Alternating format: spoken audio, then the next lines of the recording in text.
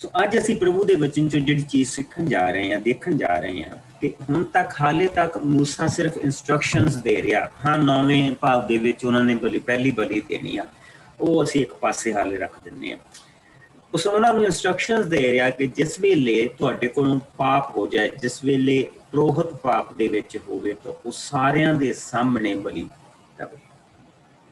ਜਿਸ ਵੇਲੇ ਕੌਮ ਉਹਦੇ ਕਰਕੇ ਪਾਪ ਦੇ ਵਿੱਚ ਆ ਜਾਵੇ ਤਾਂ ਉਹ ਸਾਰਿਆਂ ਦੇ ਸਾਹਮਣੇ ਉਹ ਬਲੀ ਦੇਣ।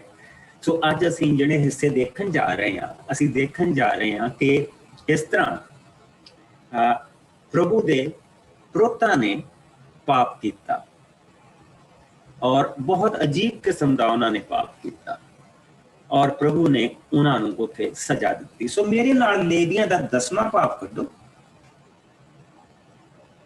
ਲੇਵੀਆਂ ਦਾ 10ਵਾਂ ਪਾਪ, ਔਰ ਅਸੀਂ ਉਸ ਦੀ 1 ਤੋਂ ਲੈ ਕੇ 7 ਆਇਤ ਤੱਕ ਦੇਖਾਂਗੇ। ਮੈਂ ਪੜ੍ਹ ਦਿੰਦਾ ਪਾਸਟਰ ਜੀ।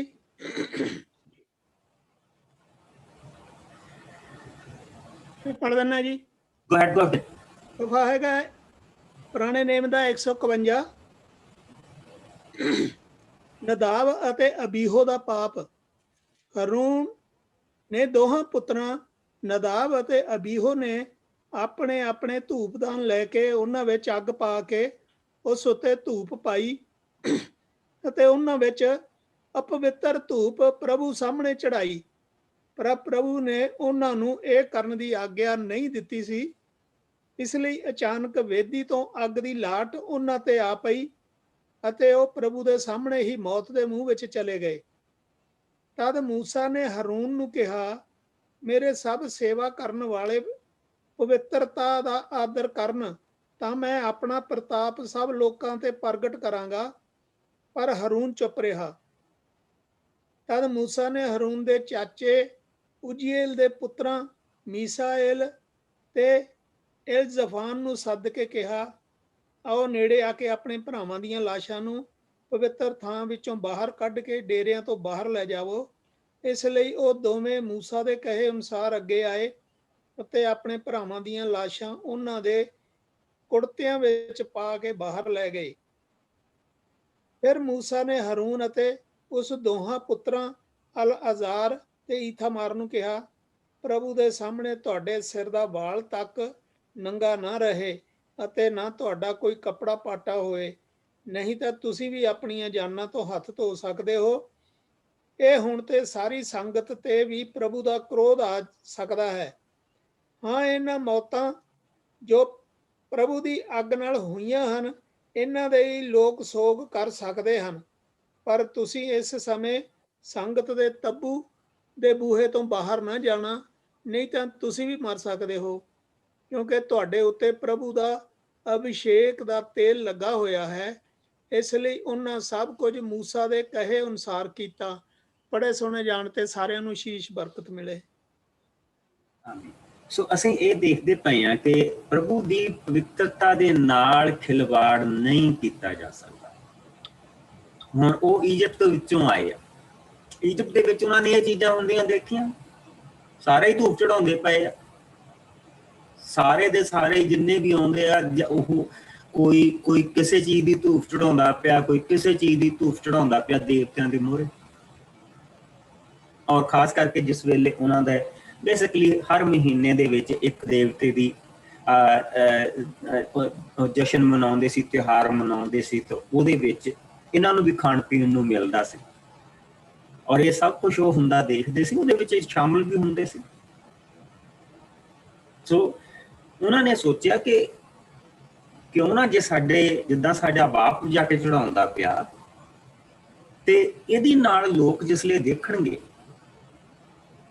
ਤਾਂ ਉੱਥੋਂ ਇਹ ਦੇਖਣਗੇ ਕਿ ਜਿਹੜੇ ਅਗਲੇ ਮੰਦਰ ਦੇ ਜਿਹੜੇ ਸਵਾਮੀ ਆ, ਜਿੱਦਾਂ ਡੇਰਿਆਂ ਦੇ ਸਵਾਮੀ ਨਹੀਂ ਹੁੰਦੇ, ਮੰਦਰਾਂ ਦੇ ਸਵਾਮੀ ਹੁੰਦੇ, ਮਾਲਕ ਹੁੰਦੇ, ਜਿਹੜੇ ਅਗਲੇ ਮੰਦਰ ਇਹਦੇ ਪ੍ਰਭੂ ਦੇ ਪਵਿੱਤਰ ਤੰਬੂ ਦੇ ਸਵਾਮੀ ਆ, ਉਹ ਇਹ ਆ ਦੋ ਜਾਣੇ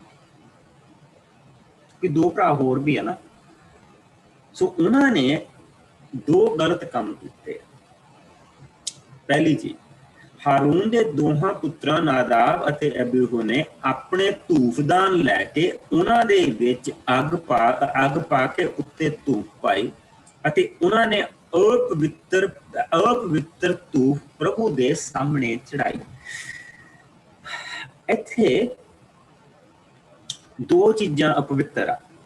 ਇੱਕ ਸ਼ਬਦ ਉਹਨਾਂ ਨੇ ਪਾਇਆ ਸਹੀ ਆ, ਦੂਸਰਾ ਤੁਹਾਨੂੰ ਲਿਖਣਾ ਪੈਣਾ ਕਿ ਉਹਨਾਂ ਨੇ ਅਪਵਿੱਤਰ ਅੱਗ, ਜਿਹੜੀ ਅੱਗ ਵੀ ਲਈ ਆ ਉਹ ਵੀ ਅਪਵਿੱਤਰ ਆ। ਸੋ ਸਭ ਕੁਛ ਟੈਂਟ ਦੇ ਬਾਹਰੋਂ ਲੈ ਕੇ ਆਏ ਆ,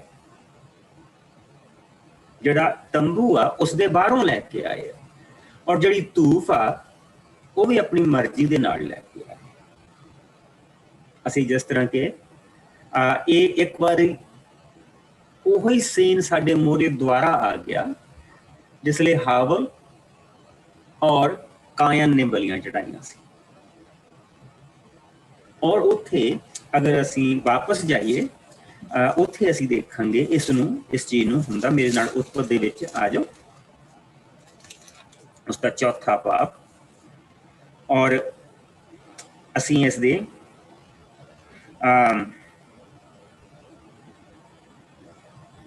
ਇਹਦੀ ਤੀਸਰੀ ਆਇਤ ਤੋਂ ਦੇਖਾਂਗੇ। ਇੱਕ ਤੋਂ ਪੜ੍ਹਦੇ ਆਂਗੇ, ਅਸੀਂ ਦੇਖਾਂਗੇ ਪਹਿਲੀਆਂ 7 ਆਇਤਾਂ 1 ਤੋਂ 7, ਚੌਥਾ ਪਾਪ 6 ਪੰਨਾ ਉਤਪਤ ਦਾ।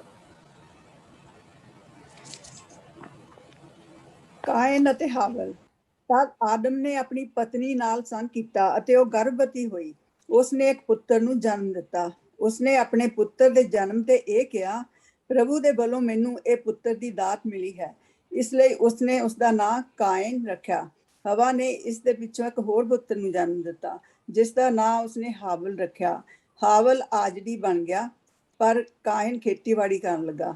ਕੁਝ ਦਿਨਾਂ ਦੇ ਪਿੱਛੋਂ ਕਾਇਨ ਆਪਣੀ ਫਸਲ ਦਾ ਕੁਝ ਫਲ ਚੜਾਵੇ ਦੇ ਤੌਰ ਤੇ ਪ੍ਰਭੂ ਦੇ ਸਾਹਮਣੇ ਲੈ ਕੇ ਆਇਆ। ਹਾਵਲ ਵੀ ਆਪਣੇ ਇੱਜ਼ਤ ਦਾ ਪਲੋਠਾ ਲੇਲਾ ਲੈ ਕੇ ਆਇਆ ਅਤੇ ਉਸਨੇ ਉਸਦੀ ਚਰਬੀ ਪ੍ਰਭੂ ਦੇ ਸਾਹਮਣੇ ਚੜਾਵੇ ਦੇ ਤੌਰ ਤੇ ਚੜਾਈ।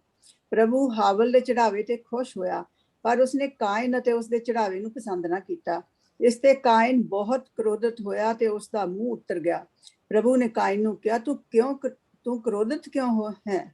ਤਾਂ ਤੇਰਾ ਮੂੰਹ ਕਿਉਂ ਉੱਤਰ ਗਿਆ ਹੈ? ਜੇਕਰ ਤੂੰ ਭਲਾ ਕੰਮ ਕਰੇ ਤਾਂ ਤੂੰ ਸਵੀਕ੍ਰਿਤ ਕੀਤਾ ਜਾਵੇਗਾ, ਪਰ ਜੇਕਰ ਤੂੰ ਭਲਾ ਕੰਮ ਨਹੀਂ ਕਰਦਾ ਤਾਂ ਪਾਪ ਤੇਰੇ ਅੱਗੇ ਅੱਗੇ ਰਹਿੰਦਾ ਹੈ। ਉਹ ਤੇਰੇ ਤੇ ਰਾਜ ਕਰਨਾ ਚਾਹੁੰਦਾ ਹੈ, ਪਰ ਤੈਨੂੰ ਉਸ ਤੇ ਕਾਬੂ ਪਾਉਣਾ ਚਾਹੀਦਾ ਹੈ। ਆਮੀਨ। ਇੱਥੇ ਅਸੀਂ ਜਿਹੜਾ ਦੇਖਦੇ ਪਏ ਹਾਂ ਕਿ ਉਸਨੇ ਆਪਣੇ ਪੁੱਤਰ ਦਾ ਨਾਂ ਕਾਇਨ ਰੱਖਿਆ। ਕਾਇਨ ਦਾ ਮਤਲਬ ਹੈ ਕਿ ਪ੍ਰਾਪਤ ਕੀਤਾ ਹੋਇਆ, ਔਰ ਜਿਹੜਾ ਉਸਨੇ ਕਿਹਾ ਕਿ ਇਹਦੇ ਰਾਹੀਂ ਸਾਨੂੰ ਹੁਣ ਮੁਕਤੀ ਪ੍ਰਾਪਤ ਹੋਈ। ਸੋ ਉਹਦੇ ਨਾਲ ਕੀ ਹੋਇਆ? ਉਸਦੇ ਦਿਮਾਗ ਦੇ ਉੱਤੇ ਇਹ ਚੀਜ਼ ਚੜ ਗਈ, ਔਰ ਉਹਦੇ ਨਾਲ ਜਿਹੜਾ ਅੰਤਕਰਨ ਉਸਦਾ ਭ੍ਰਸ਼ਟ ਕਰ ਦਿੱਤਾ। ਉਹ ਆਪਣੇ ਆਪ ਨੂੰ ਕੁਝ ਸਮਝਣ ਲੱਗ ਪਿਆ। ਸੇਮ ਪਾਪ ਤੇ ਜੇ ਤੂੰ ਫਲ ਖਾਏਗਾ ਤੇ ਤੂੰ ਪਰਮੇਸ਼ਵਰ ਦੇ ਬਰਾਬਰ ਬਣ ਜਾਏਗਾ। ਸੋ ਮੈਂ ਹਾਂ ਦੇ ਬਰਾਬਰ। ਪ੍ਰਭੂ ਨੇ ਕਿਹਾ, ਮੈਂ ਹਾਂ, ਜੋ ਮੈਂ ਹਾਂ ਖੁਦਾ ਉਸਦਾ ਹੈ, ਖੁਦ ਹੀ ਖੁਦਾ। ਸੋ ਮੇਰਾ ਖੁਦ ਵੀ ਖੁਦਾ ਦੇ ਬਰਾਬਰ। ਠੀਕ, ਇੱਥੇ ਉਹੀ ਚੀਜ਼ ਹੁੰਦੀ ਪਈ। ਕਾਇਨ ਆਪਣੀ ਮਰਜ਼ੀ ਕਰਦਾ ਪਿਆ, ਨੰਬਰ 1। ਨੰਬਰ 2 ਤੇ ਉਹਦਾ ਅੰਤਕਰਨ ਭ੍ਰਸ਼ਟ। ਸੋ ਪ੍ਰਭੂ ਨੂੰ ਸਭ ਤੋਂ ਪਹਿਲਾਂ ਕਾਇਨ ਦਾ ਅੰਤਕਰਨ ਜਿਹੜਾ ਉਹ ਪਸੰਦ ਨਹੀਂ ਆਇਆ। ਉਹਦੇ ਅੰਤਕਰਨ ਦੇ ਵਿੱਚ ਦੁਸ਼ਟਤਾ ਸੀ। ਲੇਕਿਨ ਜਿਹੜੀ ਬੇਦੀ ਤੇ ਹਾਵਲ ਨੇ ਉਹ ਫਲ ਜਿਹੜਾ ਉਹ ਵੀ ਫਲ ਹੀ ਹੈ ਇੱਕ ਤਰ੍ਹਾਂ ਦਾ, ਜੋ ਉਸਨੇ ਚੜਾਇਆ ਪ੍ਰਭੂ ਨੇ ਉਸਨੂੰ ਸਵੀਕਾਰ ਕੀਤਾ। ਹੁਣ ਇੱਥੇ ਬਹੁਤ ਬਹਿਸ ਹੁੰਦੀ ਆ ਕਿ ਪ੍ਰਭੂ ਨੇ ਜੇ ਉਹ ਖੇਤੀਬਾੜੀ ਕਰਦਾ ਸੀ ਤਾਂ ਉਸਦੇ ਫਲ ਨੂੰ ਕਿਉਂ ਨਹੀਂ ਸਵੀਕਾਰ ਕੀਤਾ? ਉਹੀ ਤਾਂ ਉਸਦਾ ਪਹਿਲਾ ਫਲ ਸੀ। ਪ੍ਰਭੂ ਤਾਂ ਦੱਸਦਾ ਹੈਗਾ ਕਿ ਜਿਸ ਵੇਲੇ ਤੁਸੀਂ ਤੁਹਾਡੇ ਫਸਲ ਆਵੇ ਪਹਿਲਾ ਫਲ ਲੈ ਕੇ ਆਓ। ਕਾਇਨ ਲੇਲਾ ਵੀ ਲੈ ਕੇ ਜਾ ਸਕਦਾ ਸੀ। ਉਹਦਾ ਜਿਹੜੀ ਬਲੀਅਤ ਤਾਂ ਵੀ ਸਵੀਕਾਰ ਨਹੀਂ ਹੋਣੀ ਸੀ। ਕਿਉਂ? ਅਸੀਂ ਕੱਲ ਪਰਸੋਂ ਪੜ੍ਹ ਕੇ ਹਟੇ ਹਾਂ ਕਿ ਉਹ ਪ੍ਰਭੂ ਨੇ ਉਹਨਾਂ ਪ੍ਰੋਤਾਂ ਨੂੰ ਕਿਹਾ, ਮੰਦਰ ਦੇ ਪ੍ਰੋਤਾਂ ਨੂੰ ਕਿਹਾ ਕਿ ਤੁਹਾਡਾ ਜਿਹੜਾ ਅੰਤਕਰਨ ਉਹ ਭ੍ਰਸ਼ਟ ਆ। ਇਸ ਕਰਕੇ ਚੰਗਾ ਇਹ ਆ ਕਿ ਤੁਸੀਂ ਇਸ ਮੰਦਰ ਦੇ ਦਰਵਾਜ਼ੇ ਨੂੰ ਬੰਦ ਕਰ ਦਿਓ ਤੇ ਜਿਹੜੀ ਬੇਦੀ ਆ ਉਸ ਦੀ ਅੱਗ ਬੁਝਾ ਦਿਓ, ਕਿਉਂਕਿ ਮੈਂ ਤੁਹਾਡੀਆਂ ਬਲੀਆਂ ਸਵੀਕਾਰ ਨਹੀਂ ਕਰੂੰਗਾ। ਜੇ ਕਾਇਨ ਭੇਡੂ ਦੀ ਬਲੀ ਵੀ ਲੈ ਕੇ ਜਾਂਦਾ ਉਹਦੀ ਤਾਂ ਵੀ ਸਵੀਕਾਰ ਨਹੀਂ ਹੋਣੀ ਸੀ, ਔਰ ਜੇ ਹਾਵਲ ਫਲਾਂ ਦੀ ਬੇਦੀ ਲੈ ਕੇ ਚਲ ਜਾਂਦਾ ਉਹਦੀ ਤਾਂ ਵੀ ਸਵੀਕਾਰ ਹੋ ਜਾਣੀ ਸੀ। ਔਰ ਇੱਥੇ ਅਸੀਂ ਉਹਨਾਂ ਦੋਨਾਂ ਪੁੱਤਰਾਂ ਦਾ ਇਹੋ ਹੀ ਹਾਲ ਦੇਖਦੇ ਪਏ ਹਾਂ। ਮੂਸਾ ਲਗਾਤਾਰ ਉਹਨਾਂ ਨੂੰ ਦੱਸ ਰਿਹਾ ਇਹ ਕਿਸ ਤਰ੍ਹਾਂ ਕਰਨਾ, ਇਹ ਕਿੱਦਾਂ ਕਰਨਾ। ਉਹਨਾਂ ਨੇ ਆਲਰੇਡੀ ਦੇਖ ਲਿਆ ਕਿ ਜਿਸ ਵੇਲੇ ਅਸੀਂ ਕੂਚ ਦੇ ਪਿੱਛੇ ਅਸੀਂ 20ਵੇਂ ਭਾਵ ਦੇ ਵਿੱਚ ਸੀ ਤੇ ਪ੍ਰਭੂ ਨੇ ਕਿਹਾ ਸੀ ਕਿ ਮੈਂ ਤੁਹਾਨੂੰ ਦੱਸੂਗਾ ਔਰ ਮੈਂ ਤੁਹਾਨੂੰ ਆਪਣੇ ਨਿਯਮ ਦੱਸੂਗਾ। ਔਰ ਜਿਸਲੇ ਪ੍ਰਭੂ ਦੇ ਆਉਣ ਦੀ ਔਰ ਨਗਾੜਿਆਂ ਦੀ ਆਵਾਜ਼ ਉਹਨਾਂ ਨੂੰ ਔਰ ਬੱਦਲ ਗਰਜਣ ਦੀ ਉਹਨਾਂ ਨੂੰ ਆਵਾਜ਼ ਸੁਣਾਈ ਦਿੱਤੀ ਤਾਂ ਉਹਨਾਂ ਨੇ ਕਿਹਾ ਕਿ ਸਾਨੂੰ ਨਹੀਂ, ਅਸੀਂ ਨਹੀਂ ਜਾਣਾ, ਤੂੰ ਹੀ ਸਾਨੂੰ ਦੱਸ ਦਿਆ ਕਰ, ਅਸੀਂ ਤੇ ਕਰਾਂਗੇ। ਸੋ ਇੱਥੇ ਕੀ ਹੋ ਰਿਹਾ? ਇੱਥੇ ਜਿਹੜੀ ਮੇਨ ਚੀਜ਼ ਇਹ ਹੋ ਰਹੀ ਆ, ਲੋਕ ਇਹ ਦੋਨੇ ਜਾਣੇ ਇੱਥੇ ਆਪਣੀ ਮਰਜ਼ੀ ਕਰਦੇ ਰਹੇ ਔਰ ਇਹਨਾਂ ਨੇ ਬਾਹਰਲੀ ਆਗਾ ਜਿਹੜੀ ਲੈ ਕੇ ਗਏ ਆ ਔਰ ਆਪਣੀ ਮਰਜ਼ੀ ਦੀ ਧੂਫ ਲੈ ਕੇ ਗਏ। ਔਰ ਪ੍ਰਭੂ ਨੇ ਇਹ ਚੀਜ਼ ਪਸੰਦ ਨਹੀਂ ਕੀਤੀ।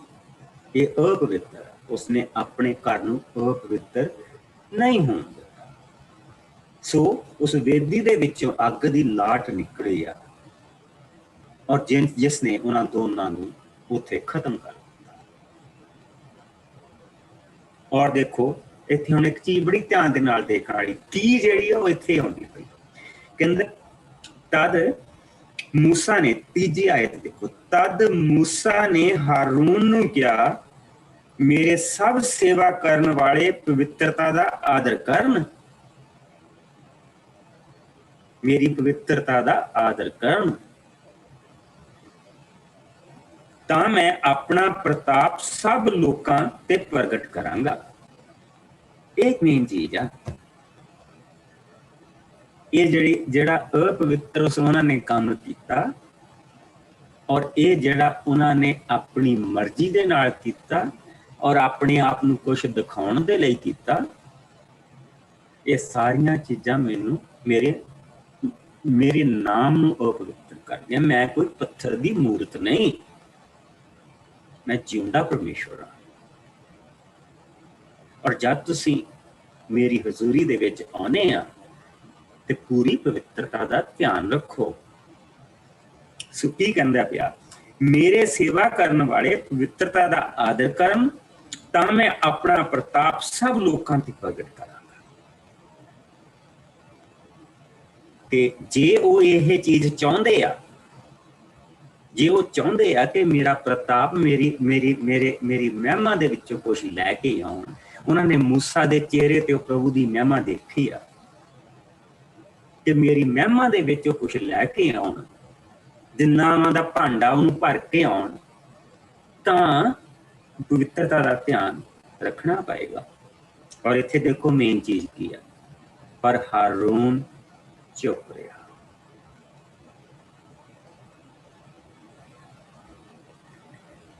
ਇਹ ਲੈਸਨ ਮੁੰਡਿਆਂ ਦੇ ਲਈ ਆ ਸੀਗਾ ਕਿ ਹਾਰੂਨ ਦੇ ਲਈ ਸੀ?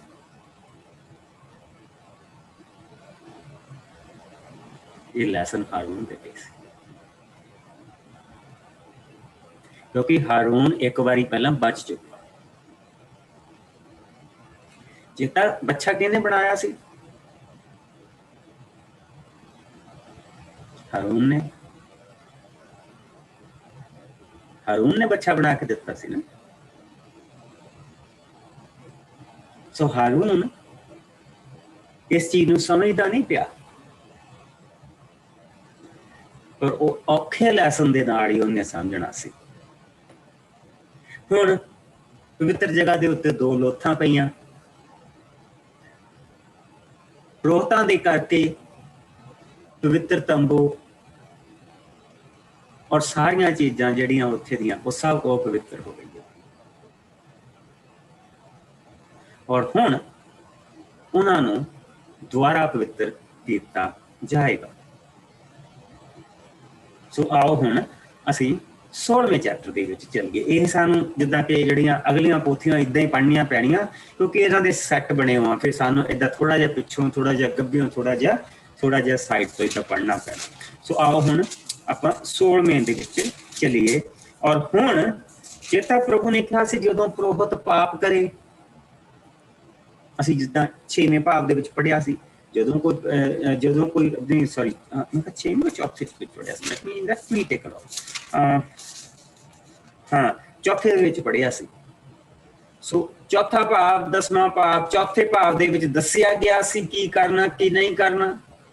10ਵੇਂ ਭਾਵ ਦੇ ਵਿੱਚ ਉਹਨਾਂ ਨੇ ਉਹੀ ਗਲਤੀ ਕੀਤੀ, ਤੰਬੂ ਨੂੰ ਪ੍ਰਭੂ ਦਾ ਜਿਹੜੀ ਰਹਿਣ ਦੀ ਜਗ੍ਹਾ ਉਸਨੂੰ ਉਹਨਾਂ ਨੇ ਅਪਵਿੱਤਰ ਕੀਤਾ।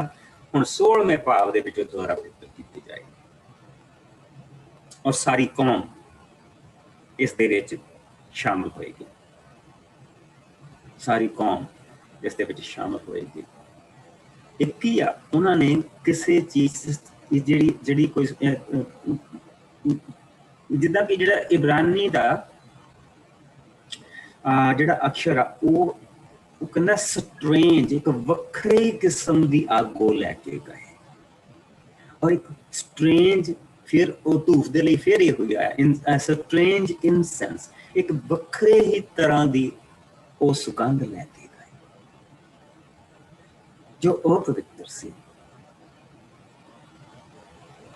ਐਂਡ ਯੂ ਨੋ ਵਾਟ, ਉਹਨਾਂ ਦਿਨਾਂ ਦੇ ਵਿੱਚ ਅਸੀਂ ਵੀ ਜੀਣੇ ਪਏ, ਕਿਉਂਕਿ ਪ੍ਰਭੂ ਯਿਸੂ ਨੇ ਕਿਹਾ ਸੀ ਅਖੀਰਲੇ ਦਿਨਾਂ ਦੇ ਵਿੱਚ ਕੰਨਾਂ 'ਚ ਖਾਜ ਕਰਨ ਵਾਲੇ ਬਹੁਤ ਆਉਣਗੇ ਔਰ ਸਾਨੂੰ ਚੰਗੀ ਲੱਗੇਗੀ ਉਹ ਨਵੇਂ ਤਰੀਕੇ ਦੀਆਂ ਜਿੱਦਾਂ ਜਿਹੜੀਆਂ ਸਾਨੂੰ ਚੰਗੀਆਂ ਗੱਲਾਂ ਲੱਗਦੀਆਂ ਉਹ ਬਾਈਬਲ ਦੇ ਵਿੱਚੋਂ ਕੱਢ ਕੇ ਸਾਡੇ ਮੂਹਰੇ ਢੇਰ ਲਾਈ ਜਾਂਦੇ ਆ। ਔਰ ਫਿਰ ਅਸੀਂ ਕਹਿੰਦੇ ਕਿ ਹਾਂ ਇਹ ਸਹੀ ਕਹਿੰਦਾ, ਇਹ ਜਿਹੜੀ ਚੀਜ਼ ਦੱਸਦਾ ਪਿਆ ਬੰਦਾ ਇਹ ਸਹੀ ਹੈ, ਇਹ ਸਾਡੇ ਭਲੇ ਲਈ ਆ। ਯਾਦ ਰੱਖੋ, ਜਿੱਡਾ ਵੱਡਾ ਮਿਰਾਕਲ ਓਡੀ ਵੱਡੀ ਰਿਸਪੌਂਸਿਬਿਲਿਟੀ ਹੁੰਦੀ ਹੈ। ਇਹਨਾਂ ਲੋਕਾਂ ਦੇ ਲਈ ਮਿਰਾਕਲ ਹੋਏ ਨਹੀਂ, ਇਹ ਮਿਰਾਕਲ ਦੇ ਵਿੱਚ ਜੀਂਦੇ ਪਏ ਆ ਇਸ ਵੇਲੇ। ਇਹਨਾਂ ਦੇ ਲਈ ਹਰ ਰੋਜ਼ ਮੰਨਾ ਵਰਦਾ ਆ। ਔਰ ਇੱਕ ਪਹਾੜ ਦੇ ਉੱਤੇ ਪੱਥਰ ਆ ਜਿਹੜਾ ਥੱਲਿਓਂ ਲੈ ਕੇ ਉੱਤੋਂ ਤਾਈਂ ਫਟਿਆ ਹੈ ਤੇ ਉਹਦੇ ਵਿੱਚੋਂ ਦੀ ਫੁਹਾਰਾ ਵਗਦਾ ਪਿਆ ਜਿਹੜਾ ਇਹ ਪਾਣੀ ਪੀਂਦੇ ਪਏ। ਉਸ ਸੁੱਕੇ ਏਰੀਏ ਦੇ ਵਿੱਚ ਜਿੱਥੇ ਸਾਲ ਦੇ ਵਿੱਚ ਅੱਧਾ ਇੰਚ ਮੀਂਹ ਪੈਂਦਾ, ਸਾਡੇ ਤੇ ਇੱਥੇ ਅੱਧਾ ਇੰਚ ਤਰੇੜ ਪੈ ਜਾਂਦੀ BC ਦੇ ਵਿੱਚ, ਉਹ ਵੀ ਹਰ ਰੋਜ਼। ਜਿੱਥੇ ਅੱਧਾ ਇੰਚ ਸਾਲ ਦੇ ਵਿੱਚ ਮੀਂਹ ਪੈਂਦਾ ਉੱਥੇ ਪਾਣੀ ਦੀ ਲੇਕ ਲੱਗੀ ਹੋਈ ਜਿੱਥੋਂ ਪੀਂਦੇ ਪਏ। ਸਵਰਗ ਤੋਂ ਮੰਨਾ ਵਰਦਾ ਪਿਆ, ਬਟੇਰੇ ਆਉਂਦੇ ਆ ਆਪੇ ਜਿਨ੍ਹਾਂ ਨੂੰ ਉਹ ਖਾ ਰਹੇ। ਇਹ ਮਿਰਾਕਲ ਦੇ ਵਿੱਚ ਜੀਂਦੇ ਪਏ ਔਰ ਇਹ ਮੰਦਿਰ ਦੇ ਉੱਤੇ ਰਾਤ ਨੂੰ ਅੱਗ ਦਾ ਥੰਮ ਦੇਖਦੇ ਪਏ ਆ ਔਰ ਸਵੇਰ ਨੂੰ ਬੱਦਲ। ਔਰ ਫਿਰ ਵੀ ਇਹ ਏਦਾਂ ਦੇ ਕੰਮ ਕਰਦੇ ਪਏ। ਸੋ ਇਸ ਕਰਕੇ ਇਹ ਸਾਰੀਆਂ ਚੀਜ਼ਾਂ ਹੋ ਰਹੀਆਂ। ਸੋ ਹੁਣ ਮਾਫੀ ਪ੍ਰਾਪਤੀ ਦਾ ਦਿਨ ਜਿਹੜਾ ਉਹ ਆ ਗਿਆ। ਹੁਣ ਹਾਰੂਨ ਨੂੰ ਤੇ ਉਹਦੇ ਪਰਿਵਾਰ ਨੂੰ ਤੇ ਕੌਮ ਨੂੰ ਸਾਰਿਆਂ ਦੇ ਲਈ ਹੁਣ ਉਹ ਐਪਲੀਕੇਸ਼ਨ ਅਸੀਂ ਦੇਖਾਂਗੇ ਜਿਹੜੀਆਂ ਚੀਜ਼ਾਂ ਸਿਖਾਈਆਂ ਗਈਆਂ ਸੀ 10ਵੇਂ ਭਾਵ 'ਚ ਉਹਨਾਂ ਨੇ ਉਹ ਗਲਤੀ ਕੀਤੀ। 16ਵੇਂ ਭਾਵ ਦੇ ਵਿੱਚ ਹੁਣ ਅਸੀਂ ਉਸ ਦੀ ਐਪਲੀਕੇਸ਼ਨ ਦੇਖਾਂਗੇ। ਸੋ ਆਓ 16ਵਾਂ ਭਾਵ ਉਸ ਦੀ 1 ਆਇਤ ਤੋਂ ਲੈ ਕੇ ਅਸੀਂ ਪਹਿਲਾਂ 19 ਤੱਕ ਦੇਖਾਂਗੇ। ਕਿ ਮੈਂ ਪੜ੍ਹ ਦਿੰਦੀ ਮਾਸਟਰ ਜੀ। ਮਾਫੀ ਪ੍ਰਾਪਤੀ ਦਾ ਦਿਨ। ਹਾਰੂਨ ਦੇ ਦੋਹਾਂ ਪੁੱਤਰਾਂ ਦੀ ਮੌਤ ਦੇ ਪਿੱਛੋਂ, ਜਿਨ੍ਹਾਂ ਨੂੰ ਪ੍ਰਭੂ ਨੇ ਆਪਣੇ ਨੇੜੇ ਆਉਣ ਕਰਕੇ ਮਾਰ ਦਿੱਤਾ ਸੀ, ਪ੍ਰਭੂ ਨੇ ਮੂਸਾ ਨੂੰ ਕਿਹਾ, ਤੂੰ ਆਪਣੇ ਭਰਾ ਹਾਰੂਨ ਨੂੰ ਕਹਿ ਕਿ ਉਹ ਹਰ ਸਮੇਂ ਪਵਿੱਤਰ ਥਾਂ ਦੇ ਅੰਦਰ ਪਰਦੇ ਦੇ ਪਿੱਛੇ, ਜਿੱਥੇ ਨੇਮ ਦਾ ਸੰਦੂਕ ਪਿਆ ਹੈ, ਨਾ ਜਾਵੇ। ਮੈਂ ਉੱਥੇ ਹੀ ਬੱਦਲ ਵਿੱਚ ਦਰਸ਼ਨ ਦਿੰਦਾ ਹਾਂ। ਪਰ ਜਦੋਂ ਵੀ ਅੰਦਰ ਆਉਣਾ ਚਾਹੇ ਤਾਂ ਪਹਿਲਾਂ ਉਹ ਪਾਪ ਬਲੀ ਲਈ ਇੱਕ ਬਲਦ ਅਤੇ ਹੋਮ ਬਲੀ ਲਈ ਇੱਕ ਛਤਰਾ ਬਲੀ ਕਰੇ। ਫਿਰ ਉਹ ਇਸ਼ਨਾਨ ਕਰਕੇ ਪ੍ਰੋਹਤਾਈ ਵਾਲੇ ਪਵਿੱਤਰ ਕੱਪੜੇ ਪਹਿਨੇ। ਉਹ ਸੰਗਤ ਕੋਲੋਂ 2 ਬੱਕਰੇ ਪਾਪ ਬਲੀ ਲਈ ਅਤੇ ਇੱਕ ਛਤਰਾ ਹੋਮ ਬਲੀ ਲਈ ਲਵੇ। ਫਿਰ ਹਾਰੂਨ ਇੱਕ ਬਲਦ ਆਪਣੇ ਅਤੇ ਆਪਣੇ ਟੱਬਰ ਦੀ ਮਾਫੀ ਲਈ ਪਾਪ ਬਲੀ ਕਰਕੇ ਚੜਾਵੇ। ਇਸ ਦੇ ਪਿੱਛੋਂ ਉਹ ਦੋਵੇਂ ਬੱਕਰੇ ਲੈ ਕੇ ਸੰਗਤ ਦੇ ਤੰਬੂ ਦੇ ਬੂਹੇ ਅੱਗੇ ਖੜੇ ਕਰੇ ਅਤੇ ਦੋਹਾਂ ਦੇ ਲਈ ਗੁਣ ਪਾਵੇ, ਇੱਕ ਪ੍ਰਭੂ ਲਈ ਤੇ ਦੂਜਾ ਅਜ਼ਾਜ਼ੇਲ ਲਈ। ਜੋ ਬੱਕਰਾ ਪ੍ਰਭੂ ਦੇ ਨਾਂ ਨਿਕਲੇ ਉਸ ਨੂੰ ਹਾਰੂਨ ਪਾਪ ਬਲੀ ਕਰਕੇ ਚੜਾਵੇ, ਪਰ ਜੋ ਅਜ਼ਾਜ਼ੇਲ ਦੇ ਨਾਂ ਨਿਕਲੇ ਉਹ ਪ੍ਰਭੂ ਦੇ ਸਾਹਮਣੇ ਜਿਉਂਦਾ ਚੜਾ ਕੇ ਉਸ ਨੂੰ ਖੁੱਲੀ ਉਜਾੜ ਵਿੱਚ ਅਜ਼ਾਜ਼ੇਲ ਦੇ ਲਈ ਛੱਡ ਦਿੱਤਾ ਜਾਵੇ। ਇਹ ਲੋਕਾਂ ਦੀ ਪਾਪ ਮਾਫੀ ਦੀ ਪ੍ਰਾਪਤੀ ਦੀ ਬਲੀ ਹੈ। ਸੋ ਹਾਰੂਨ ਆਪਣੇ ਅਤੇ ਆਪਣੇ ਟੱਬਰ ਦੇ ਪਾਪਾਂ ਦੀ ਮਾਫੀ ਲਈ ਬਲਦ ਦੀ ਪਾਪ ਬਲੀ ਚੜਾਵੇ। ਉਹ ਬਲਦ ਨੂੰ ਕੱਟੇ, ਫਿਰ ਬੇਦੀ ਤੋਂ ਧੂਪਦਾਨ ਨੂੰ ਕੋਲਿਆਂ ਨਾਲ ਭਰ ਕੇ ਉਸ ਉੱਤੇ ਮਹੀਨ ਪੀਸੀ ਸੁਗੰਧਤ ਧੂਪ ਪਾ ਕੇ ਪਰਦੇ ਦੇ ਅੰਦਰ ਲੈ ਜਾਵੇ ਅਤੇ ਉਸ ਧੁੱਖ ਦੀ ਧੂਪ ਨੂੰ ਬੇਦੀ ਉਤਲੀ ਅੱਗ ਤੇ ਪ੍ਰਭੂ ਦੇ ਸਾਹਮਣੇ ਪਾ ਦੇਵੇ, ਜਿਸ ਦੇ ਧੂਏ ਨਾਲ ਬੇਦੀ ਦਾ ਪੂਰਾ ਢੱਕਣ ਢੱਕਿਆ ਜਾਵੇ। ਫਿਰ ਉਹ ਬਲੀ ਦਾ ਲਹੂ ਆਪਣੀ ਉਂਗਲੀ ਤੇ ਲਾ ਕੇ ਨੀਮ ਦੇ ਸੰਦੂਕ ਦੇ ਸਾਹਮਣੇ ਛਿੜਕੇ ਅਤੇ ਇਸ ਤਰ੍ਹਾਂ ਉਸ ਦੇ ਢੱਕਣ ਤੇ 7 ਵਾਰ ਛਿੜਕੇ। ਇਸ ਦੇ ਪਿੱਛੋਂ ਉਹ ਲੋਕਾਂ ਦੇ ਲਈ ਪਾਪ ਬਲੀ ਚੜਾਵੇ।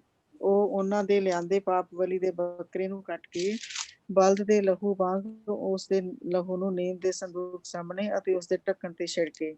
ਇਸ ਤਰ੍ਹਾਂ ਪਵਿੱਤਰ ਥਾਂ ਦੀ ਲੋਕਾਂ ਦੀ ਅਪਵਿੱਤਰਤਾ ਅਤੇ ਉਹਨਾਂ ਦੇ ਅਪਰਾਧਾਂ ਤੋਂ ਸ਼ੁੱਧ ਕਰਨ ਲਈ ਅਤੇ ਪਵਿੱਤਰ ਤੰਬੂ ਨੂੰ ਵੀ, ਜੋ ਉਹਨਾਂ ਦੇ ਵਿਚਕਾਰ ਉਹਨਾਂ ਦੀ ਅਪਵਿੱਤਰਤਾ ਵਿੱਚ ਰਹਿੰਦਾ ਹੈ, ਸ਼ੁੱਧ ਕਰੇ। ਹਾਰੂਨ ਦੇ ਇਹ ਬਲੀ ਚੜਾਉਣ ਦੇ ਸਮੇਂ ਅੰਦਰ ਤੰਬੂ ਵਿੱਚ ਦੂਜਾ ਕੋਈ ਨਾ ਜਾਵੇ, ਜਦੋਂ ਤੱਕ ਉਹ ਅਤੇ ਲੋਕਾਂ ਦੀ ਪਾਪ ਮਾਫੀ ਦੀ ਬਲੀ ਚੜਾ ਕੇ ਬਾਹਰ ਨਾ ਆ ਜਾਵੇ। ਇਸ ਦੇ ਪਿੱਛੋਂ ਉਹ ਵੇਦੀ ਤੇ ਜਾ ਕੇ ਉਸ ਦੀ ਸ਼ੁੱਧਤਾ ਲਈ ਹੋਮ ਬਲੀ ਚੜਾਵੇ। ਉਹ ਕੁਝ ਲਹੂ ਬਲਦ ਦੀ ਬਲੀ ਵਿੱਚ ਅਤੇ ਕੁਝ ਬੱਕਰੇ ਦੇ ਲਹੂ ਵਿੱਚੋਂ ਲੈ ਕੇ ਵੇਦੀ ਦੇ ਚਾਰੇ ਪਾਸੇ ਲਾਵੇ। ਕੁਝ ਲਹੂ ਆਪਣੀ ਉਂਗਲ ਤੇ ਲਾ ਕੇ 7 ਵਾਰੀ ਵੇਦੀ ਤੇ ਉਸ ਨੂੰ ਲੋਕਾਂ ਦੀਆਂ ਪਵਿੱਤਰਤਾ ਤੋਂ ਸ਼ੁੱਧ ਕਰਨ ਲਈ ਛਿੜਕੇ। ਸੋ ਹੁਣ ਇੱਥੇ ਬੇਸਿਕਲੀ ਜਿਹੜਾ ਜੋ ਕੁਝ ਹੋ ਕੇ ਹਟਿਆ ਆ ਉਹ ਅਸੀਂ ਦੇਖਿਆ ਕਿ ਕਿਸ ਤਰ੍ਹਾਂ ਹਾਰੂਨ ਦੇ ਪੁੱਤਰਾਂ ਨੇ ਆਪਣੀ ਮਰਜ਼ੀ ਕਰਕੇ ਔਰ ਇਹ ਸਮਝ ਕੇ ਕਿ ਪ੍ਰਭੂ ਵੀ ਉਦਾਂ ਦਾ ਹੀ ਦੇਵਤਾ ਆ ਜਿੱਦਾਂ ਦੇ ਦੇਵਤੇ ਅਸੀਂ ਉੱਥੇ ਦੇਖ ਕੇ ਆਏ ਆ, ਜੋ ਮਰਜ਼ੀ ਕਰ ਲਓ, ਜਿਉਂਦੇ ਪ੍ਰਭੂ ਤੇ ਉਹਨਾਂ ਦੇ ਵਿੱਚ ਫਰਕ ਕੋਈ ਨਹੀਂ। ਔਰ ਕਿਉਂਕਿ ਆਖਰੀ ਵਾਰੀ ਜਦੋਂ ਪਿਛਲੀ ਵਾਰੀ ਅਸੀਂ ਦੇਖਿਆ ਸੀਗਾ ਕਿ ਕਿੱਦਾਂ ਹਾਰੂਨ ਨੇ ਬੱਚਾ ਬਣਾ ਕੇ ਤਾਂ ਫਿਰ ਜਿਸਲੇ ਮੂਸਾ ਲੈ ਕੇ ਆਇਆ ਉਸਦੇ ਹੱਥ ਦੇ ਵਿੱਚ ਦੋ ਸਲੇਟਾਂ ਆ ਜਿਹਦੇ ਉੱਤੇ ਪ੍ਰਭੂ ਨੇ ਲਿਖਿਆ ਆ, ਔਰ ਦੌੜ ਕੇ ਉਹ ਆਪਣੀ ਜਾਨ ਬਚਾਉਣ ਦੇ ਲਈ ਦੌੜ ਕੇ ਮੂਸਾ ਦੇ ਕੋਲ ਗਿਆ ਤੇ ਭਰਾ ਜੀ ਮੈਨੂੰ ਤਾਂ ਜੋ ਇਹਨਾਂ ਨੇ ਕਿਹਾ ਮੈਂ ਕਰ ਦਿੱਤਾ, ਇਹਦੇ ਵਿੱਚ ਮੇਰਾ ਕੋਈ ਨਹੀਂ, ਇਹ ਮੇਰੇ ਕੋਲ ਗਹਿਣੇ ਲੈ ਕੇ ਆਏ, ਮੈਂ ਉਹਨਾਂ ਨੂੰ ਇਕੱਠੇ ਕੀਤਾ, ਮੈਂ ਉਹਨਾਂ ਨੂੰ ਅੱਗ ਦੇ ਵਿੱਚ ਸੁੱਟ ਦਿੱਤਾ ਤਾਂ ਬੱਚਾ ਬਣ ਕੇ ਬਾਹਰ ਆ ਗਿਆ। ਜਾਂ ਉਹ ਤਾਂ ਏਦਾਂ ਹੈ ਨਾ ਕਿ ਮੈਂ 100 ਗ੍ਰਾਮ ਲੋਹਾ ਦੇ ਵਿੱਚ 100 ਗ੍ਰਾਮ ਸਟੀਲ ਤੇ ਬਾਕੀ ਦੀਆਂ ਚੀਜ਼ਾਂ ਲੈ ਕੇ ਤੇ ਉਹਨਾਂ ਨੂੰ ਖੜਕਾ ਕੇ ਤੇ ਸੁੱਟ ਦੇਵਾਂ ਤੇ ਘੜੀ ਬਣ ਕੇ ਬਾਹਰ ਆ ਜਾਏ। ਇਹ ਕਿੱਦਾਂ ਹੋ ਸਕਦਾ? ਇਹ ਇਸ ਤਰ੍ਹਾਂ ਨਹੀਂ ਹੋ ਸਕਦਾ, ਕਿਉਂਕਿ ਜਿਹੜੇ ਇਜਿਪਸ਼ੀਅਨ ਲੋਕ ਸੀਗੇ ਉਹ ਤਾਰਿਆਂ ਦੇ ਵਿੱਚ ਬੜਾ ਗਿਆਨ ਰੱਖਦੇ ਸੀ। ਅੱਜ ਰਾਸ਼ੀ ਫਲ ਵਗੈਰਾ ਜਿਹੜਾ ਆਇਆ ਸਭ ਉੱਥੋਂ ਹੀ ਆਇਆ, ਉਹਨਾਂ ਦਾ ਗਿਆਨ। ਔਰ ਜਿਹੜਾ ਉਸ ਸਮੇਂ ਜਿਹੜਾ ਚੱਲਦਾ ਪਿਆ ਸੀਗਾ ਉਹ ਏਰੀਸ ਜਿਹੜੀ ਹੈਗਾ ਆ ਉਹਦੇ ਵਿੱਚ ਉਹਦਾ ਸਮਾਂ ਚੱਲਦਾ ਪਿਆ ਸੀ। ਸੋ ਉਹਦੇ ਸਮੇਂ ਦੇ ਅਨੁਸਾਰ ਉਸਨੇ ਉਹ ਬੱਚਾ ਬਣਾਇਆ ਸੀ, ਉਹਦੇ ਸਮੇਂ ਦੇ ਅਨੁਸਾਰ ਉਸਨੇ ਉਹ ਬੱਚਾ ਬਣਾਇਆ ਸੀ। ਸੋ ਉਸਦੀ ਗਲਤੀ ਬੜੀ ਭਾਰੀ ਸੀ ਉਸ, ਔਰ ਅਸੀਂ ਇੱਥੇ ਕੀ ਦੇਖਦੇ ਪਏ ਆ ਕਿ ਉਹਨੂੰ ਇਹ ਪਤਾ ਕਿ ਉੱਥੋਂ ਬਚ ਕੇ ਆ ਗਏ ਆ, ਫਿਰ ਸਾਨੂੰ ਵੱਡੀ ਜਗ੍ਹਾ ਫਿਰ ਮਿਲ ਗਈ ਹੱਥ ਦੇ ਵਿੱਚ, ਫਿਰ ਕਿੰਨਾ ਪੂਰੀ ਪਾਵਰ ਆ, ਤੇ ਕੋਈ ਗੱਲ ਨਹੀਂ। ਹੁਣ ਮੈਂ ਬਜ਼ੁਰਗ ਹੋ ਗਿਆ, ਹੁਣ ਮੁੰਡਿਆਂ ਨੂੰ ਅੱਗੇ ਕਰਦਾ, ਪਰ ਪ੍ਰਭੂ ਨੇ ਉਹ ਕਪਟ ਦੇਖ ਲਿਆ, ਉਹ ਜਾਣਦਾ ਆ। ਸੋ ਇਹ ਜਿਹੜੀ ਸਜ਼ਾ ਮਿਲੀ ਹੈ ਇਹ ਹਾਰੂਨ ਨੂੰ, ਉਹਦੇ ਮੁੰਡਿਆਂ ਨੂੰ ਨਹੀਂ ਮਿਲੀ, ਇਹ ਹਾਰੂਨ ਨੂੰ ਸਜ਼ਾ ਮਿਲੀ ਕਿ ਹੁਣ ਪ੍ਰਭੂ ਦੇ ਮੰਦਿਰ ਦੇ ਵਿੱਚ, ਉਸਦੀ ਹਜ਼ੂਰੀ ਦੇ ਵਿੱਚ ਉਹ ਪਵਿੱਤਰਤਾ ਨਹੀਂ ਕਰੇਗਾ। ਸੋ ਹੁਣ ਕੀ ਹੁੰਦਾ ਪਿਆ? ਸੋ ਪ੍ਰਭੂ ਨੇ ਉਸ ਨੂੰ ਦੱਸਿਆ ਕਿ ਸਭ ਤੋਂ ਪਹਿਲਾਂ ਇੱਕ ਬੈਠਕਾ ਲੈ, ਉਸ ਬੈਠਕੇ ਨੂੰ ਮੰਦਿਰ ਦੇ ਜਿਹੜਾ ਉਹਦੇ ਸਾਹਮਣੇ ਤੂੰ ਉਸਦੀ ਬਲੀ ਦੇ, ਔਰ ਉਸਦੀ ਬਲੀ ਦੇ ਕੇ ਉਸ ਨੂੰ ਅੰਦਰ ਜਾ ਕੇ ਆਪਣੇ ਪਾਪ ਦੀ ਬਲੀ ਚੜਾ, ਔਰ ਫਿਰ ਬਾਹਰ ਆ ਕੇ ਆਪਣੇ ਪ੍ਰੋਹਤ ਦੇ ਕੱਪੜੇ ਪਾ, ਮਹਾਪ੍ਰੋਹਤ ਦੇ ਨੇ। ਹੁਣ ਉਹਨੇ ਪ੍ਰੋਹਤ ਦੇ ਕੱਪੜੇ ਪਾ ਕੇ ਅੰਦਰ ਜਾਣਾ। ਸੋ ਜਿਸ ਲਈ ਹੁਣ ਉਹ ਬਾਹਰ ਆਇਆ ਤੇ ਉੱਥੇ 2 ਬੱਕਰੇ ਉੱਥੇ ਆ, ਇੱਕ ਉਸਦੇ ਹੱਥ ਦੇ ਵਿੱਚ, ਦੋਨਾਂ ਦੇ ਲਈ ਉਹਨਾਂ ਦੇ ਜੋ ਵੀ ਉਹਨਾਂ ਨੇ ਨਾਮ ਰੱਖੇ ਉਹ ਦੋਨਾਂ ਦੇ, ਔਰ ਉਹਦੇ ਵਿੱਚ ਜਿਹੜਾ ਹੱਥ ਦੇ ਵਿੱਚ ਆ ਉਸ ਦੇ ਵਿੱਚ ਇੱਕ ਦੇ ਲਿਖਿਆ ਹੈਗਾ ਕਿ ਇਹ ਪਰਮੇਸ਼ਵਰ ਦੇ ਲਈ, ਤੇ ਦੂਸਰਾ ਇਹ ਅਜ਼ਾਜ਼ੇਲ ਦੇ। ਸੋ ਵੀ ਵਿਲ ਸੀ ਹੂ ਅਜ਼ਾਜ਼ੇਲ ਕੌਣ ਸੀ, ਦੇਖਦੀ ਹਾਂ। ਦੂਸਰਾ ਅਜ਼ਾਜ਼ੇਲ ਦੇ ਲਈ, ਇੱਕ ਪ੍ਰਭੂ ਦੇ ਲਈ, ਇੱਕ ਅਜ਼ਾਜ਼ੇਲ ਦੇ ਲਈ। ਫਿਰ ਉਹਨਾਂ ਨੇ ਉਸ ਨੂੰ ਹੱਥ ਦੇ ਵਿੱਚ ਪਾ ਕੇ ਖੜਕਾਇਆ, ਔਰ ਜਿਹੜੇ ਦੋਨੇ ਪੱਥਰ ਫਿਰ ਲਏ ਜਿਹਦੇ ਤੇ ਪ੍ਰਭੂ ਦਾ ਲਿਖਿਆ ਸੀਗਾ, ਉਸਦੇ ਗਲ ਦੇ ਵਿੱਚ ਉਹਨਾਂ ਨੇ ਲਾਲ ਧਾਗਾ ਪਾਤਾ। ਜਿਹੜਾ ਅਜ਼ਾਜ਼ੇਲ ਦੇ ਲਈ ਆ, ਉਹਦੇ ਸਿੰਘਾਂ ਦੇ ਉੱਤੇ ਉਹਨਾਂ ਨੇ ਉਹ ਲਾਲ ਧਾਗਾ ਘੁੱਟ ਕੇ ਬੰਨ੍ਹ ਦਿੱਤਾ ਕਿ ਖੁੱਲੇ ਨਾ।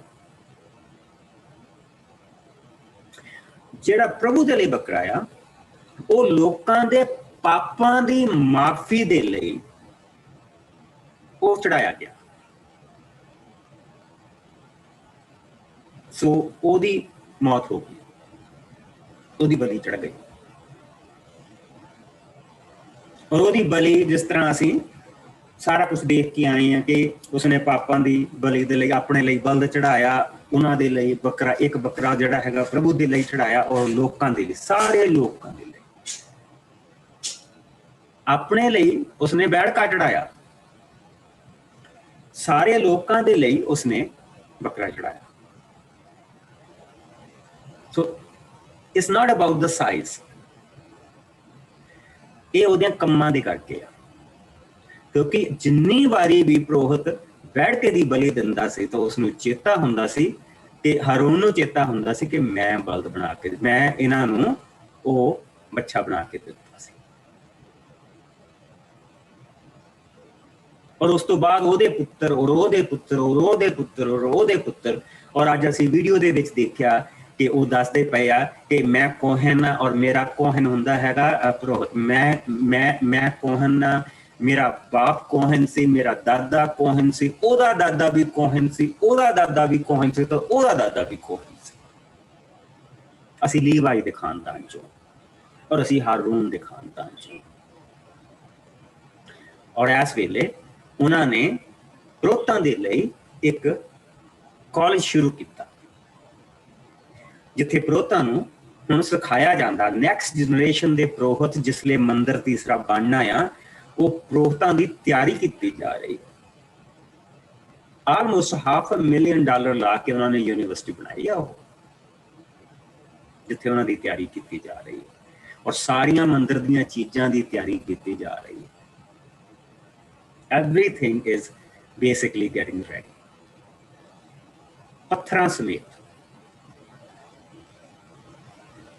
ਔਰ ਉਹ ਉਹਨਾਂ ਦੀ ਜਿਹੜੀ ਤਿਆਰੀ ਹੋ ਰਹੀ ਆ, ਉਹ ਇਹਨਾਂ ਸਾਰੀਆਂ ਚੀਜ਼ਾਂ ਦੇ ਲਈ ਹੋ ਰਹੀ ਹੈ, ਸਾਰੀਆਂ ਚੀਜ਼ਾਂ ਉਹਨਾਂ ਨੂੰ ਸਿਖਾਈਆਂ ਜਾ ਰਹੀਆਂ। ਸੋ ਹੁਣ ਜਿਹੜਾ ਬੈਠਕੇ ਦੀ ਬਲੀ ਹੋਈ ਆ, ਉਹ ਹੋਈ ਹਾਰੂਨ ਤੇ ਉਸਦੇ ਖਾਨਦਾਨ ਦੇ ਲਈ। ਔਰ ਜਿਹੜਾ ਇੱਕ ਬੱਕਰਾ ਜਿਹੜਾ ਚੜਾਇਆ ਗਿਆ ਉਹ ਲੋਕਾਂ ਦੇ ਪਾਪਾਂ ਦੇ ਲਈ ਔਰ ਮੰਦਿਰ ਦੀ ਅਪਵਿੱਤਰਤਾ ਦੇ ਲਈ, ਕਿਉਂਕਿ ਮੰਦਿਰ ਅਪਵਿੱਤਰ ਹੋ ਗਿਆ। ਸੋ ਮਰਸੀ ਸੀਟ ਜਿੱਥੇ ਸੰਦੂਕ ਆ, ਉੱਥੇ ਜਾ ਕੇ ਉਸ ਖੂਨ ਨੂੰ ਛਿੜਕਿਆ ਗਿਆ ਪ੍ਰਭੂ ਤੋਂ ਮਾਫੀ ਦੇ ਲਈ ਔਰ ਪਵਿੱਤਰਤਾ ਦੇ ਲਈ, ਕਿ ਪ੍ਰਭੂ ਆਪਣੀ ਪਵਿੱਤਰ ਆਤਮਾ ਉੱਥੇ ਮੁੜ ਕੇ ਲੈ ਕੇ ਆਏ। ਫਿਰ ਬਾਹਰ ਆ ਕੇ ਪਿੱਛੇ ਨੂੰ ਜਿੱਦਾਂ ਸਾਰੇ ਕਦਮ ਜਾ ਰਹੇ, ਪਿੱਛੇ ਨੂੰ ਜਾ ਰਹੇ, ਔਰ ਉੱਥੇ ਇਸ ਵੇਲੇ ਕੋਈ ਨਹੀਂ, ਨਾ ਉਸ ਪਵਿੱਤਰ ਜਗ੍ਹਾ ਤੇ ਆ ਤੇ ਨਾ ਜਿਹੜਾ ਬਾਹਰਲਾ ਕੰਪਾਊਂਡ ਉੱਥੇ ਇਸ ਵੇਲੇ ਕੋਈ ਨਹੀਂ, ਇਕੱਲਾ ਪੁਰੋਹਿਤ ਅੰਦਰ। ਔਰ ਫਿਰ ਉਸਨੇ ਆ ਕੇ ਜਿਹੜਾ ਪਰਦਾ ਆ ਉੱਥੇ ਜਾ ਕੇ ਉਸਨੇ ਉਸ ਨੂੰ ਛਿੜਕਿਆ। ਫਿਰ ਧੂਫ ਦੀ ਬੇਦੀ, ਫਿਰ ਉਹ ਆਪਣੇ ਸਟੈਪ ਵਾਪਸ ਲੈ ਕੇ ਆ ਰਿਹਾ। ਫਿਰ ਬਲੀ ਇੱਕ ਹੋਰ ਦਿੱਤੀ ਗਈ ਆ, ਔਰ ਫਿਰ ਜਿੱਥੇ ਮੇਲ ਬਲੀ, ਜਿੱਥੇ ਬਲੀਆਂ ਚੜਾਈਆਂ ਜਾਂਦੀਆਂ, ਉਸਨੇ ਉਹਦੇ ਸਿੰਘਾਂ ਤੇ, ਸਿੰਘ ਜਿਹੜੇ ਹੁੰਦੇ ਆ ਉਹ ਤਾਕਤ ਦੀ ਨਿਸ਼ਾਨੀ, ਜਿਹੜੇ 4 ਜਿਹੜੇ ਸਿੰਘ ਉੱਥੇ ਬਣਾਏ ਗਏ ਆ, ਉਸ ਦੇ ਵਿੱਚ ਪ੍ਰਭੂ ਦਾ ਰਹਿਮ, ਉਸਦੀ ਕੁਦਰਤ, ਉਸਦੀ ਦਇਆ ਜਿਹੜੀ ਸਾਡੇ ਉੱਤੇ ਆ, ਉਹਦੀ ਰਾਖੀ ਜਿਹੜੀ ਸਾਡੇ ਨਾਲ, ਉਹ 4 ਜਿਹੜੇ ਸਿੰਘ ਜਿਹੜੇ ਉੱਥੇ ਬਣਾਏ ਗਏ। ਸੋ ਉੱਥੇ ਜਾ ਕੇ ਉਸਨੇ ਹੁਣ ਖੂਨ ਡੋਲਿਆ ਨਹੀਂ ਗਾ, ਉਸ ਸਿੰਘਾਂ ਦੇ ਉੱਤੇ ਲਾਇਆ ਗਿਆ। ਔਰ ਫਿਰ ਉਹਨਾਂ ਨੇ ਜਿਹੜਾ ਦੂਸਰਾ ਬੱਕਰਾ, ਉਸਨੂੰ ਜਿਹਦੇ ਸਿੰਘਾਂ ਦੇ ਉੱਤੇ ਲਾਲ ਰੱਸੀ ਬੰਨੀ ਹੋਈ, ਧਾਗਾ ਬੰਨਿਆ ਆ, ਉਸਨੂੰ ਲਿਆ ਔਰ ਉਸਨੂੰ ਦੂਰ ਜਾ ਕੇ ਉਹਨਾਂ ਨੇ ਉਜਾੜ ਦੇ ਵਿੱਚ ਛੱਡ ਦਿੱਤਾ। ਨਾ ਹੁਣ ਜਿਹੜੀ ਬਲੀ ਚੜਾਈ ਗਈ ਆ ਉਹ ਪਾਪ ਦੇ ਜੁਰਮਾਨਾ ਆ, ਪੈਨਲਟੀ ਜਿਹੜੀ ਆ ਉਹ ਪਾਪ ਦੇ ਲਈ ਜਿਹੜਾ ਜੁਰਮਾਨਾ ਆ ਉਹ ਚੜਾਈ ਗਈ ਆ। ਜਿਹੜਾ ਬੱਕਰਾ ਅਜ਼ਾਜ਼ੇਲ ਦੇ ਲਈ ਛੱਡਿਆ ਗਿਆ, ਔਰ ਅਜ਼ਾਜ਼ੇਲ ਦਾ ਜਿਹੜਾ ਮਤਲਬ ਆ, ਅਸੀਂ ਅੱਜ ਉਸ ਨੂੰ ਸ਼ੈਤਾਨ ਵੀ ਕਹਿ ਦਿੰਦੇ ਆ। ਔਰ ਇਹ ਜਿਹੜਾ ਸ਼ੈਤਾਨ ਦੀ ਕਈ ਵਾਰੀ ਅਸੀਂ ਪਿਕਚਰ ਦੇਖਦੇ ਆ ਤੇ ਉਹ ਬੱਕਰੇ ਦਾ ਸਿਰ ਬਣਾਇਆ ਹੁੰਦਾ, ਸਾਰਾ ਕੁਝ ਉਹਨਾਂ ਨੇ ਬਣਾਇਆ ਹੁੰਦਾ ਨਾ, ਉਹ ਇੱਥੋਂ ਹੀ ਸਾਰਾ ਕੁਝ ਆਇਆ ਹੈ। ਔਰ ਉਹਦੇ ਸਿੰਘ ਆ, ਸਾਰਾ ਕੁਝ ਸ਼ੈਤਾਨ ਦੇ ਸਿਰ ਤੇ ਸਿੰਘ ਬਣਾ ਦਿੰਦੇ ਆ, ਪਿੱਛੇ ਪੁਆਇੰਟੀ ਪੂਛ ਬਣਾ ਦਿੰਦੇ, ਉਹਦਾ ਕਈ ਵਾਰੀ ਲਾਲ ਰੰਗ ਵੀ ਕਰ ਦਿੰਦੇ ਆ। ਇਹ ਸਾਰਾ ਕੁਝ ਇੱਥੋਂ ਹੀ ਆਇਆ, ਅਜ਼ਾਜ਼ੇਲ ਨੂੰ ਜਿਹੜਾ ਛੱਡਿਆ। ਕਾਰਨ ਇਹ ਆ ਕਿ ਇਹ ਜਿਹੜਾ ਸਾਡੇ ਉੱਤੇ ਦੋਸ਼ ਲੱਗਣਾ ਔਰ ਬਾਰ-ਬਾਰ ਲੱਗਣਾ, ਉਸ ਨੂੰ ਧੋਣ ਵਾਸਤੇ, ਉਸ ਧੱਬੇ ਨੂੰ ਧੋਣ ਵਾਸਤੇ ਇਹ ਜਿਹੜੀ ਬਲੀ ਆ ਇਹ ਅਜ਼ਾਜ਼ੇਲ ਦੇ ਲਈ ਖੁੱਲੀ ਛੱਡੀ, ਕਿਉਂਕਿ ਅਕਿਊਜ਼ਰ ਉਹ ਆ। ਸ਼ੈਤਾਨ ਦਾ ਜਿਹੜਾ ਇੱਕ ਕੰਮ ਆ, ਜਿਹੜਾ ਉਸਦਾ ਇੱਕ ਗੁਣ ਆ, ਉਹ ਇਹ ਆ ਕਿ ਉਹ ਪ੍ਰਭੂ ਦੇ ਸਾਹਮਣੇ ਜਾ ਕੇ ਸਾਡੇ ਤੇ ਦੋਸ਼ ਲਾਉਂਦਾ, ਔਰ ਈਵਨ ਸਾਡਾ ਕੋਈ ਵੀ ਚੰਗਾ ਕੰਮ ਉਸ ਨੂੰ ਨਹੀਂ ਪਾਉਂਦਾ। ਉਸ ਦੀ ਉਦਾਹਰਨ ਸਾਨੂੰ ਕਿੱਥੋਂ ਮਿਲਦੀ ਆ? ਉਸ ਦੀ ਉਦਾਹਰਨ ਸਾਨੂੰ ਅਯੂਬ ਤੋਂ ਮਿਲਦੀ। ਔਰ ਅਯੂਬ ਜਿਹੜਾ ਉਹ ਇਸ ਵੇਲੇ ਅਯੂਬ ਜਿਹੜਾ ਪ੍ਰਭੂ ਕੋਲ ਜਾ ਚੁੱਕਾ, ਕਿਉਂਕਿ ਅਯੂਬ ਦਾ ਸਮਾਂ ਤੇ ਅਬਰਾਹਮ ਦਾ ਸਮਾਂ ਉਹ ਦੋਨੇ ਇੱਕੋ ਹੀ ਸਮੇਂ ਦੇ ਵਿੱਚ ਹੋਏ ਆ। ਔਰ ਅਜ਼ਾਜ਼ੇਲ ਦਾ ਜਿਹੜਾ ਐਕਚੁਅਲੀ ਜਿਹੜਾ ਨਾਮ ਆ ਉਹ ਉੱਥੋਂ ਆਇਆ, ਅਯੂਬ ਤੋਂ। ਸੋ ਅਗਰ ਅਸੀਂ ਅਯੂਬ ਦੀ ਪੋਥੀ ਦੇ ਵਿੱਚ ਆਈਏ ਤਾਂ ਉੱਥੇ ਅਸੀਂ ਦੇਖਦੇ ਹਾਂ ਕਿ ਕਿਸ ਤਰ੍ਹਾਂ ਉਹ ਅਯੂਬ ਨੂੰ ਕਹਿ ਰਿਹਾ। ਥੋੜੀਆਂ ਜਿਹੀਆਂ ਆਇਤਾਂ ਪੜਾਂਗੇ ਮੇਰੇ ਨਾਲ।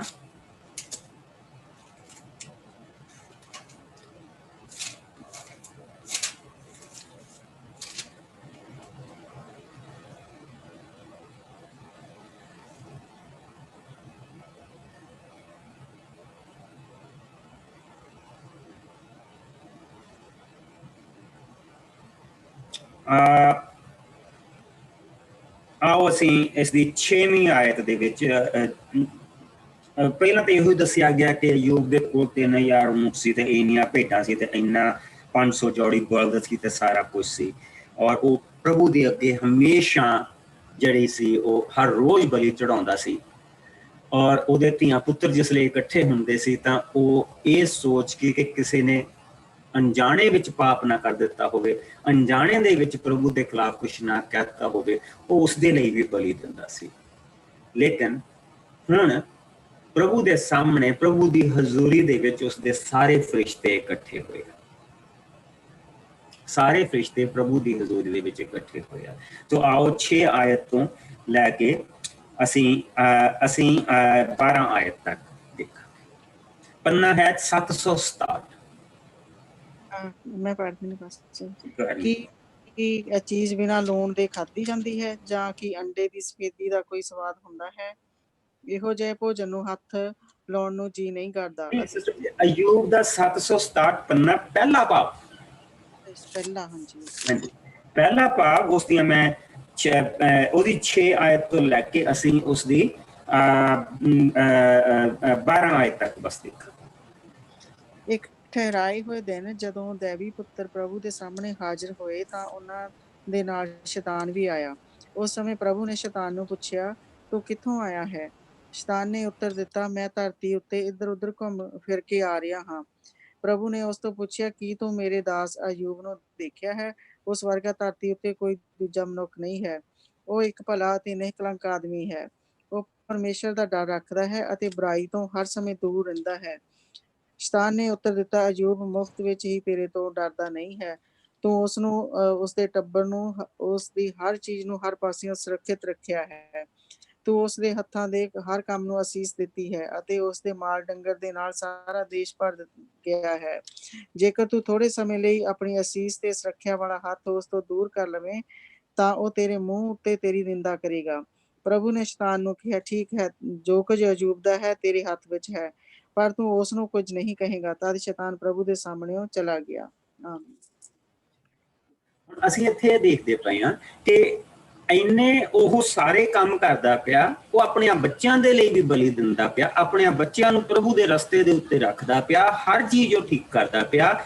ਸ਼ੈਤਾਨ ਨੂੰ ਉਹਦੇ ਵਿੱਚ ਕੋਈ ਬੁਰਾਈ ਨਹੀਂ ਲੱਭੀ, ਤਾਂ ਵੀ ਉਹਨੇ ਕਿਹਾ ਕਿ ਜੇ ਤੂੰ ਆ ਕਰੇਗਾ ਤਾਂ ਫਿਰ ਉਹ ਤੂੰ ਦੇਖੀ ਕੀ ਕਰਦਾ।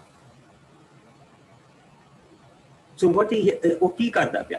ਹੀ ਇਜ਼ ਅਕਿਊਜ਼ਰ, ਉਹ ਇਲਜ਼ਾਮ ਲਾਉਣ ਵਾਲਾ ਹੈ, ਇਸ ਤੋਂ ਸਿਵਾਏ ਕੁਛ ਨਹੀਂ।